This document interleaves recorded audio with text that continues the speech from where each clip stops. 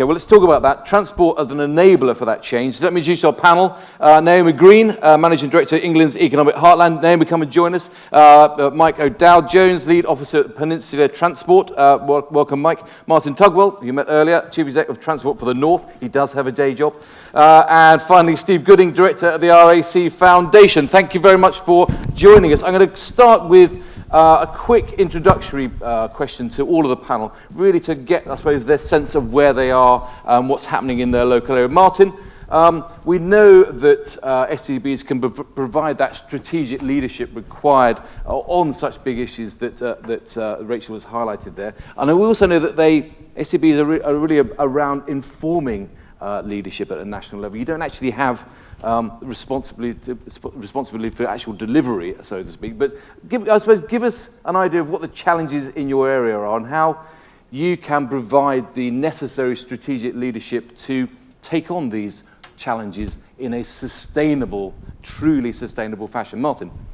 Thanks, Anthony. And thanks, Rachel, as well, because I think you've done a really good job in setting us up for the conversation there. So just three very quick examples of how, as STBs, we're starting to kind of address some of those points and provide, as you say, Anthony, the kind of the context and the information that allows the conversation to be moved forward. First of all, about the need for change, the pace of change. So when we undertook the work around the Strategic Transport Plan 4 years ago, we had an evidence base. Since then, we've been building upon it. More recently, we undertook a piece of work looking at future travel scenarios. So using this concept of where do we want to get to and what needs to change from where we are now to where we need to be. Vision and validate in the technical terms. And so that informed our future travel scenarios. That in turn was an input into our regional decarbonisation strategy, which we published December last year, the first regional decarbonisation strategy. And it starts to highlight really clearly some of those challenges because, yes, we can get to nearly net zero by 2045. Slight wrinkle is we will have burnt through our carbon budget by about 2032. 10 years. So there's a challenge there, but having that information, we can then start to have a conversation with the TfN board and the board with the department about what are the options we want to take forward, because there is no single right answer. There are checks and balances. Having the information allows you to take it forward. Second area for me, this thing about equality. We know that transport is still a barrier for many people realising their full potential. It's great for us to have a conversation, for example, about electric vehicles, but if you're a single parent on a minimum wage in a gig economy, talking about cars and vehicles that cost £40,000 really isn't going to cut it, when maybe 50p on their bus fare or their travel costs a day is actually going to be the difference between whether or not they can have food perhaps and be able to meet their travel needs. So there's something about social equity, and later this year we'll be publishing some work which maps how social transport is leading to social exclusion within our community. Again, having that evidence to be able to understand what the challenges are. And the third area about delivery, pace of delivery. We've just completed some work around EV charging infrastructure. We're about to make the framework available to our partners, both in the region and nationally. Allows us to go down to an MSOA level and understand what the opportunity, what the potential, what the investment would be needed to get the infrastructure to support EV vehicles. Allows you to have a conversation about where do you put the investment. We've got interest from the charging providers because they want to understand how they can target areas. It starts to help you move into delivery, which is really one of the biggest challenges I think that Rachel had there. So really good examples of how our added value at a regional level is informing that debate and allowing the conversation to go forward. Thanks, Martin. We're going to get stuck into some of those issues a bit more detail in a minute. Naomi, what's happening at England's economic heartland? What are the challenges on your mind? Thanks very much, Anthony and Rachel, for your really interesting opening speech. So England's economic heartland as a region has a huge amount of economic potential, not just for people living and working within the region, but in terms of our contribution to both levelling up across the country and global Britain. And I think as we look at how we can support connectivity in the region, it's about how we really maximise the opportunities for that while dealing with what in our region is a higher than the national average emissions from transport. Carbon emissions from transport is about 10% higher than the national average. People drive further than the national average to get to work. work and other activities. They're really big challenges. We've got high areas of lots of rural areas, a lot of high-performing market towns, and lots of different inconsistent movements that we have to plan for. So for me, how do we actually deal with that? Well, first of all, actually truly capturing the benefits of transport investment. Some of the things that we're looking at investing in our region, not least East West Rail, yes, it will have massive transport benefits, but actually the real benefits are way beyond transport. They go into economic benefits, but also the profile of Britain within the world. How do we capture those? How do we use the economic appraisal process to capture what is at the moment really difficult to write down? Secondly, flexibility. A lot of our local authorities and us as an STB supporting them really want to create great places to live. The work done by the RTPI last year on places that can be for net zero has a list of all the different things you need to do to create great places. Do we really have flexibility of funding to allow us to work with local authorities to do that? At the moment, it's really hard, and that's an area that I think we really want to see change in. And finally, for those who've worked with me before, you know I'm really big on this, users. Actually, how do we make it easy for people to make the right choices?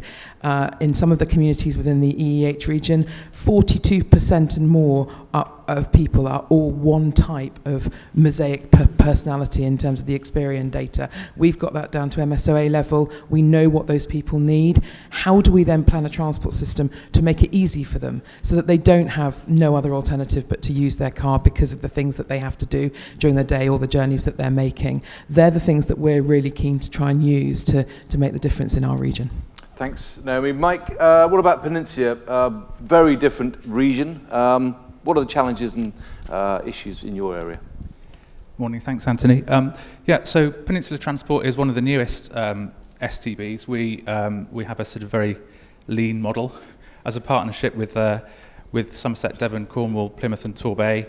And I think we've really been born out of speaking with one voice over a long period of time about investment in our region. So had some really good early successes on strategic rail connectivity and making the case for investment for some of our essential links. So we've got a 2.3 million population, but we have 23 million visitors a year to the area. So that is something that's incredibly challenging to manage, and I think brings another dimension to the whole agenda of decarbonisation. It's not just about the people that live there; it's about the people who come and the carbon emissions that they create. So we have, as a region, lower than average productivity, but a great opportunity for quality of life. So we feel with the right investment we can really boost that productivity and help with the UK's economic recovery.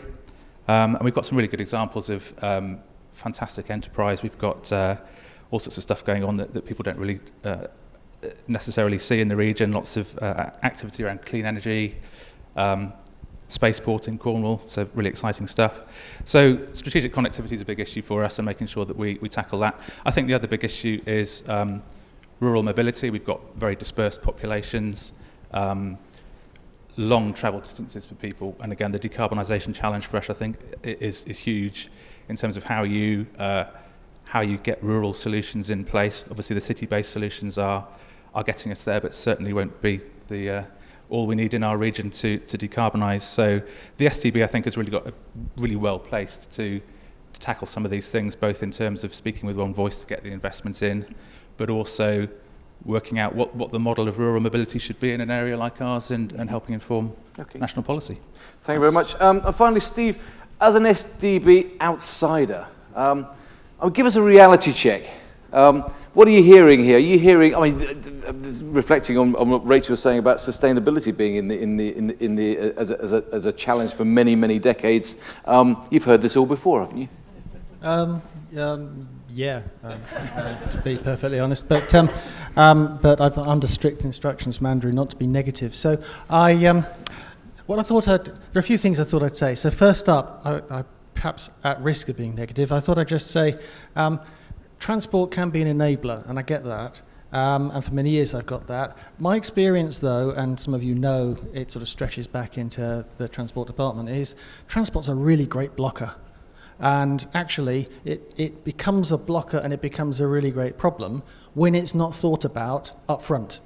So for me, one of the most important things that the STBs can do for us is to make sure that transport isn't thought about as after we thought where the employment opportunities are going to be, where the housing is going to be, where all of the other services are going to be. Actually, if we started by thinking, where are things now, where are the opportunities now, I think we'd be in a better place. So I think that thinking, and I know it sounds a bit negative, but let's try to make sure that transport isn't a blocker, rather than thinking creating a really well-connected place is going to make it a success. Because again, my experience is you can take somewhere and make it a really well-connected place, and that just makes it easier for everyone to leave. There's got to be a reason why people want to be somewhere and why employers want to be somewhere that's more than it's good connectivity. I would observe it is now a full 10 years since in my previous life George Osborne, who was then Chancellor, and Patrick McLaughlin, who was then Transport Secretary, said, we quite like this Transport for the North idea. Let's make it happen. Actually, what they said was, so make it happen. It's sort of Star Trek for those of you who get the reference. Make it so. No, and I think a lot of credit goes to Martin's predecessors, obviously, for making it happen. But the point I was going to make there is a political tide that ebbs and flows. So there was a huge groundswell of enthusiasm around 2011, 2012 for this concept of having ditched regions. Those of you who remember 2010, the government came in and said, there is no such thing as a region, don't be ridiculous. There's villages and communities, but no regions. Then started getting enthusiastic about TfN. And in the transport department, I have to say, we were rather relieved by this, because we long recognised that one of the defining features of transport is transport does not recognise administrative boundaries. People make trips from where they are to where they want to be, and if that's between your region and your region, that's what they're going to do, and they want a seamless joined-up journey. But thinking about things, it's sensible at the national level, it's sensible at a regional, what we used to think of as a travel-to-work level. Now, I think that political tide, for various reasons, went out again, and those of us who thought perhaps that TfN would get the statutory recognition and the others would be rowing in, and by now we'd be sitting here with a full suite of statutorily recognised subnational transport bodies, and in transport thinking, and now we'll be converting them to planning and transport bodies because we need to see the join up with land use planning. Hasn't quite happened. Doesn't mean that the good and important work shouldn't be going on, and maybe the fact that we've got a transport minister coming along to this event this afternoon is a sign that that political tide is changing. Well, if it is, let's make sure we catch it and do something good with it. The only other thing I was going to say is there is always a sense, again, I'm thinking in the political arena, to be thinking of the new and the extra and the new project and the extra capacity and the new link. And all of that is, of course, very lovely, and it means there's ribbons to be cut and announcements to be made. The vast majority of the transport networks in this country are already there. Now, the designers of this estate outside of the Excel Centre might usefully invest in some signs. I'm just thinking, for those of us, particularly impressed to see so many people here today, and the reason we have so many empty chairs is there are people even now wandering around. Following that Google Maps breadcrumb, yeah. Well, I just hope they're enjoying the commercial vehicle show, where Rupert Clubb and I were very close to buying a van earlier on.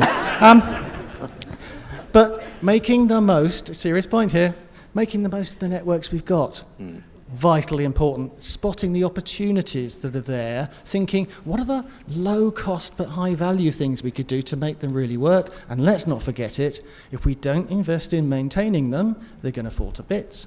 And it might be, in some senses, inconvenient from the very important carbon perspective that Rachel has really got us to focus on. The fact that most of us make most of our trips on roads doesn't stop it being a fact. And it doesn't stop it being something we have to recognise. Equally, we need to recognise that roads are how we get places on our micro-scooters, bicycles and buses. And if they aren't looked after, they're difficult for all those modes as well. So let's not just think about the enhancements, let's think about what we've got and making it sing. Thanks, Steve. I'm going to stop you there because we have got this is only a very short panel session. It's not all day, so we'll get into some of those issues. We're going to get stuck into a lot of issues. I do bar mitzvahs, weddings. I'm here all morning. Thank you hopefully that sets the sort of scene from all of the different regions and where people are. I want to talk about the big picture. I want to talk about potential solutions. I want to draw on some of the points that Rachel made, starting with, could we do more? And I think going into that area around the relevance of decarbonising to many people in the country who are facing a cost of living crisis, Rachel, can we afford to take on and meet this climate emergency? The really, really short answer to that one is actually, genuinely, we can't afford not to, because the cost of inaction is going up all the time. And just to be clear, and just to pick up on the point that Steve just made there, in no way am I suggesting for a second that we should stop investing in some of these systems we've already got. It's absolutely about decarbonising those systems, and exactly that point, making better use of what we've already got. That is where we need to prioritise a lot of the investment and make sure that we're really thinking about what it means in terms of that full range of outcomes. We can't afford to keep on getting distracted by the things that are bound to keep on coming along. Mm-hmm. We've got to find a way to weave together the crisis of the moment, for example, that cost of living crisis, with the much bigger sort of crisis that's hanging out behind all of that, which actually you can link into all of that, which is the climate piece. Well, Naomi, just picking up what you were saying about really engaging with the customer, do the STBs really understand what the public really wants and what it really needs? And I suppose, do you understand what good from a social value point of view looks like? Well, I think the point is it's different for everyone, and the key thing is, I was just looking around this room thinking everyone in this room is part of the solution, because this is about us all working flexibly to understand what we can do to contribute towards this very significant challenge. But actually, the most important thing is to make it as easy as possible. So if you look at for our politicians that are making these decisions, it needs to be as politically easy as possible for them. It needs to not have the barriers through the system, so that if they identify an opportunity, or if we work with them to identify an opportunity, then the funding regime needs to be sufficiently flexible to make it easy to do it. That doesn't make make bad decisions. At the moment, sometimes it just feels so hard that it's actually easy just to not do it, even though it's the right thing to do from an environmental or social perspective. So I think that's for all of us to look, those who've got innovative solutions, data, working together, we can much better understand what we need to do collectively. Because Mike, in an area like yours, as in Naomi's, there are a vast range of different solutions required by different parts of that region. I mean, how do you deal with that? How do you prioritise? Yeah, so I think there is... we need a bit of everything. We've been doing some work on carbon transition, looking at different scenarios. Is there a technology solution? Is there a behaviour solution? Is there an infrastructure solution? And I think essentially we've worked out you need to do all of that, and tailor systems to have the best effect for the relevant people. So I think we need to tackle this from all angles really, and make sure that we have a holistic approach. Yeah. Steve, is it possible for STBs to do it all? Or would you advocate that they try to focus on specific smaller schemes or specific smaller areas, or focus on roads? How would you suggest that they prioritise? Well, I don't think it's about focusing on certainly specific small schemes. I'm thinking rather more that there are numerous relatively small schemes, and not losing sight of the importance of those at a sort of programme level is what I'm advocating. But also, I think, let's face it, most of the STBs don't have the statutory status that Martin enjoys. So we're talking about forums where people are being brought together. And I think the key value there is in bringing people together to some extent, as Rachel has done for us in the room today, facing them with the challenge that they've got, challenges realistically, but also some of the opportunities. And then out of that, giving people ways out, giving people the idea that actually something could be done here, something could be done better, and crucially, something that could be done that as a society we'd actually like to happen, rather than feeling that something's being done to us in order to save other people hassle, but actually it's not really making my life better. Okay. And I I also think it's important, we just have to remember the Stern Review showed us that dealing with the climate crisis is an economically positive thing for us if we do it right. Lots of questions coming in on Slido right now. I'm going to dip into one of those now, actually. I'm going to put this to you first, Steve, and then maybe get Martin. Owen O'Neill says, is being an advisory body sufficient to deliver sustainability, or do STBs need to be closer to the recommendations of the National Infrastructure Commission? Steve. Well, I would personally, I'm expecting a big round of applause here. I would like to see them all being made statutory. No round. Well, that's better. Come on. I'd like to. We would all, it seems, like to see them all have proper statutory status. Whether that needs to be embedded in a particular statutory relationship with the NIC, I'm less clear that we absolutely need that. What I think is important is that the NIC listens to what's coming up from the STBs, okay, and by turn, the STBs recognise and take on board where the NIC is coming from. I think of it more as a dialogue than a statutory relationship. Okay. Martin, you've moved from non-statutory to statutory. What do you think? I certainly think that having the ability to convene and to use the evidence base to provide advice to ministers is something that is something to be built upon and taken advantage of. I think for me, Anthony, there's a couple of things here. One is, and people will have heard me say this, and won't be surprised if I say it now, I think we need to be understanding, in response to Rachel's point, what money have we got to invest? It's like me going with my 18-year-old son saying, you can have a car. Well, cars cost from 10,000 to 300,000. And unless you've got an understanding of how much you've got to invest, it's very difficult to make that choice. And both Rachel and I, chartered engineers, we're very good at being able to make solutions to fit a particular budget. There's never one single solution. So for me, part of the trick here is having much more clarity about how much funding is actually available to invest, because then we can actually focus on getting things done.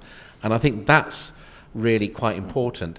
And I'm also a great advocate of looking beyond just transport. The work I talked about earlier around EV charging infrastructure. We've had the National Grid, the DNOs, Energy Saving Trust. They're all part of our group. So actually you can't have a conversation about electrification of the road network unless you're talking about energy systems. You can't have a conversation about smart transport solutions without thinking about ubiquitous digital connectivity. So the remit that the National Infrastructure Commission has got, and this is something we want to explore how we can help them when they do the National Infrastructure Assessment, it needs to translate to a systems approach at a regional level, within which then delivery can be taken forward either by the MCAs or local authorities. Okay, just following up, there's a question. Martin, what has statutory status meant in reality to you? It means that we have that responsibility and that role to give advice to ministers. And it requires our members to make choices. It's not about just being able to say, well, this is a long wish list. It requires us as a board to act responsibly, to look at the evidence, to make evidence-based advice to ministers, and then to make sure that that is available to them when they're taking the decisions. Ultimately, we have to recognise that decisions will be taken in the national context, but that ability to get our advice on the table of the minister in the way we do gives the opportunity to have that input. Naomi, would that help you to have this flexibility of funding that you talked about? For me, whether or not we achieve our outcomes or not is probably not going to be about the status that we have. I think it's about how we're measured on our impact. And it comes back to that point around what are we actually here to achieve. So as Martin said, social inclusion, there's a lot of social drivers that are embedded within our transport strategies for EEH. There's about making sure that our rural communities are well connected, that they have choices, like I said. There's about our contribution to the wider UK. To do that actually it won't change if we had a different status. What we do need is better impact and better measurements of impact within other government departments, so that their funding is streamlined in a place-based way, in a way that we can influence it. Okay, well, of course, the STB's evidence-based approach, I'm told, means that they are best positioned to reflect regional circumstances and needs. Rachel, would you agree with that? Yes is the short answer. I actually also wanted just to pick up on exactly what Naomi was just saying there, because I think I agree. It is about getting across, what outcomes are we looking for? What things do we need to track? What do we need to measure? What does good actually look like? Now, there's a step, though, I think, for me, before that as well, and it relates back directly to so many conversations I feel like I've been having recently. In order to get to those good outcomes and give ourselves the best shot at achieving those things, whether we're talking about, reducing inequalities and social value, or whether we're talking about, reducing carbon emissions or whatever it might be, you've also got to be able to have the right tools at the decision-making stage. So the optioneering, my goodness me, what on earth are we going to do? We've got this much money, what are we actually going to put it on? I'm not sure at the moment that we do have all those right tools to be able to say, well, actually, that is probably going to be better than that one in terms of this option versus that option and so on. That makes it really difficult, actually, because we're dealing with historic information, historic analysis, and we need to look somehow at giving ourselves the best shot of getting to those good outcomes. We can all agree on what the outcomes need to be, can't we? It's how we get them, how we get those tools a bit more right. That's question from key. Glenn Lyons. Rachel, Yeah, what does acting like our house is on fire look like in the transport sector? Now, this is quite funny. Where are you, Glenn? I can't see you. Anyway, I actually took that line out on the train earlier on because I was going to do a reference to Greta and the house being on fire and all the rest of it. There's a real analogy, and it plays back, I think, directly to what I was trying to say a few minutes ago. If we've got 10 cups of water to decide what to do with, and we only put 1 cup of water on the actual fire, it's going to either take a very long time to put that fire out, or we're never going to put that fire out because it's just going to keep on sort of growing, and the problem becomes greater and greater and more complicated as it goes on. It's all about, to some extent, it's about focus, isn't it? And to me, if we are going to act like the house is genuinely on fire, like there genuinely is a whole planet climate crisis, every single decision that we're making, whether it's tiny or huge in a strategic sense, surely has to have that sort of golden thread back to the fact that we've thought about this and we are genuinely acting in a way that is our best go at getting across this climate issue, as well as some of the other things as well. It's not okay to say, well, I'll just think about it next time while I just merrily pop that 1 little cup of water on that fire.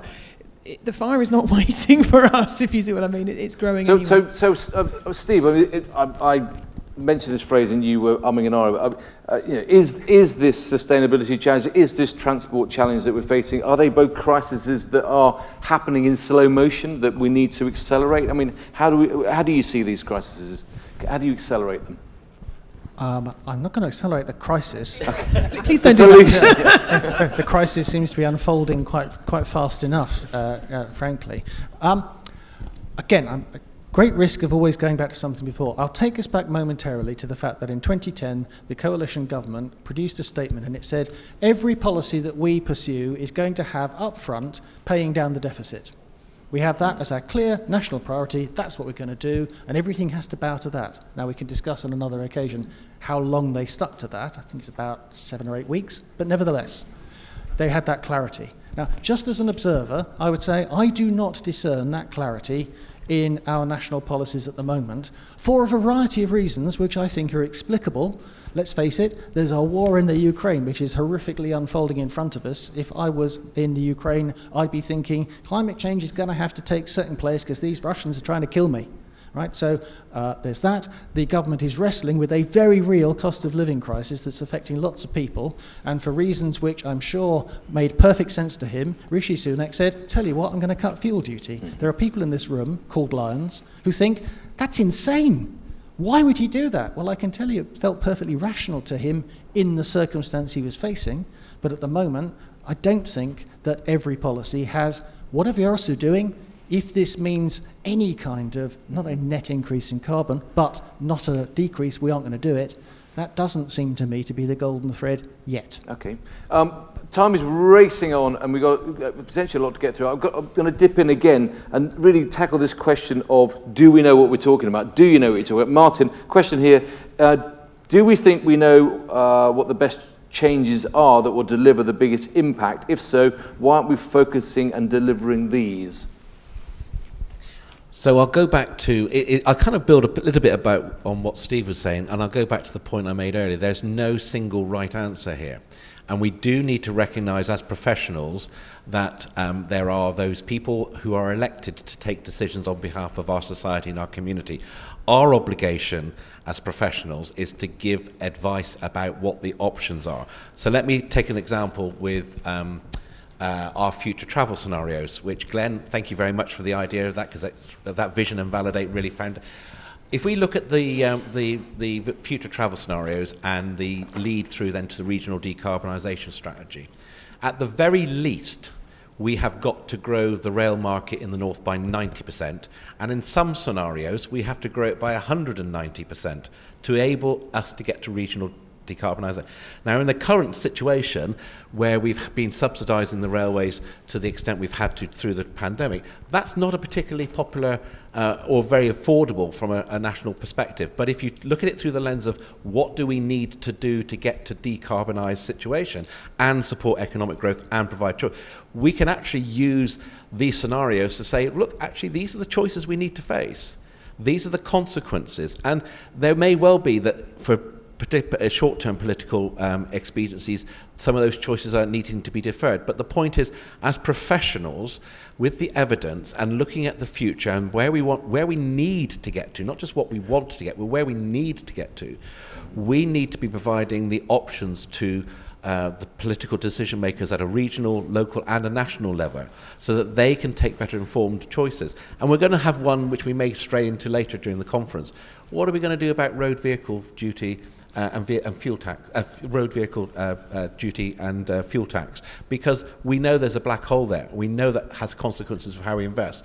We need to be having a conversation which frankly needs to go beyond the answer's road pricing, because it's much more complicated than that. Okay. Quick romp through maybe what's stopping progress. Mike, is there a political conundrum, just building on what Martin's saying there, are the best solutions often the ones that are really hard to deliver politically in your wide regions? Yeah, I think they are, and I think there's an absence, I guess, in national policy of managing demand, for instance. The National Decarbonisation Strategy doesn't really major on managing demand, and I think what we're doing as STBs is really looking at the issues in our area and saying, well, managing demand needs to be a big part of what we're doing, as well as providing alternative solutions. And that's difficult because, it gets into challenging areas such as road user charging and, the really difficult political things. And I think those are going to have to be grasped, and I guess there's an opportunity now with EVs coming in and needing to find a new way of dealing with fuel duty taxation, etc. So there's a whole area here we can get into in terms of using new financial mechanisms to change demand. And at a local level, we have seen examples of trying to put in active travel measures, which have created a lot of concern locally and then have been ripped out again. And I think the way to look at this is about that we're here to improve the place, and I really like what Active Travel England are talking about in terms of taking a real place-based approach, saying that we're here to improve where you live. That's our fundamental aim, and that will also lead to more sustainable travel. Okay. So that's the angle to take, I think, rather than taking the things away from people. What are you providing them with? And building on that, Naomi, a question from Renee. What the general public want and what they need are very different things. Do you agree with that? I think we need to go back to we almost need to pause and look at places as individual places and say, what does this place need, and what are the people that living here, what do they need, and how can we get there, and how can we get there flexibly? At the moment, I don't think that's how the transport funding system works. We start with some pots of funding that are modally focused, and then we say, right, how do we fit this into what we want to achieve? How do we navigate that? Well, actually, an individual place in the EEH region, we're looking at place-based levels of carbon. So in one of our local authority areas, locally derived carbon emissions from transport is about 26% of all carbon emissions. In another one, it's 64%.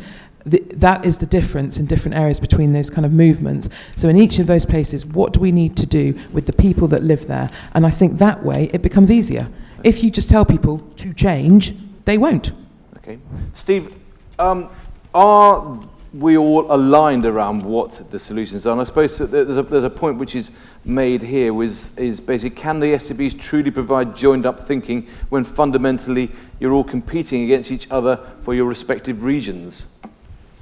Well, I think the the joined-up thinking point is, for me, it's about, I'll take you back to that, are we spotting the opportunities in existing networks, not simply thinking about enhancements, not simply thinking where's the new bypass or where's the new high-speed railway going to go? And that's a universal.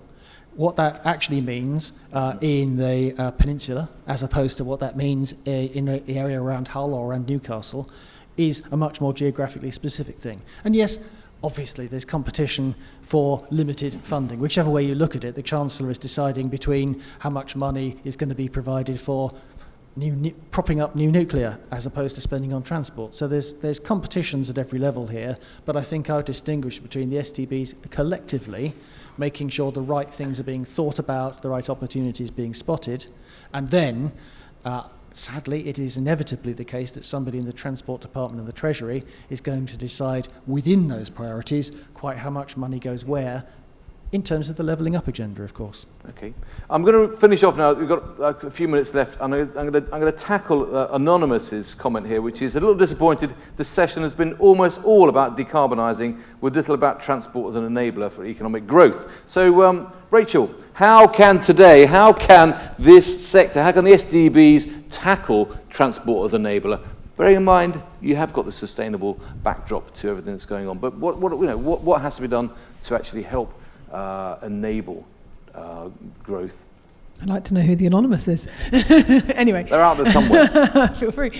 Anyway, I genuinely don't think there is as much of a tension there as that comment implies. I think we live in a world today where if we simply put on our, blinkers around, we only think about this through sort of one dimension, then actually we are going to find that life becomes so much more difficult in terms of all those pieces around funding and public support and all the rest of it. We've got to go with the issues of the day, and one of the issues of the day is to do with the carbon and climate sort of topic, if you like, in the biggest possible sense. It is also absolutely to do with all those issues to do with equalities and equity and sorting out some of those sorts of things.